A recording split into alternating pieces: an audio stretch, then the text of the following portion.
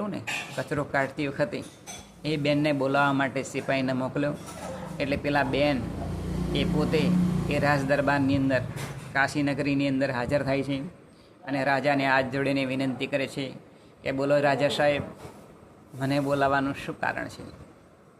ત્યારે એ રાજા કહે છે કે જ્યારે તમે કચરો કાઢતા હતા અને હું મંદિરે જતો હતો ત્યારે મને જોઈને તમે મુખ કેમ ફેરવી લીધું? ત્યારે આ બેને ફરીથી હાથ જોડીને વિનંતી કરી કે એ રાજા સાહેબ, જો તમે મને સજા કરવાના ના હોય તો હું તમને વાત કરું.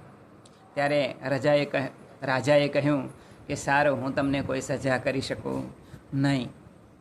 આમ કહ્યું એટલે પેલા બેન બોલ્યા કે રાજા સાહેબ, આપને ત્યાં સંતાન પ્રાપ્તિ નથી, માટે જેને ત્યાં સંતાન પ્રાપ્તિ ના હોય તેનો મુખના દર્શન જો કરવામાં આવે તો આખો દિવસ ખરાબ જતો હોય.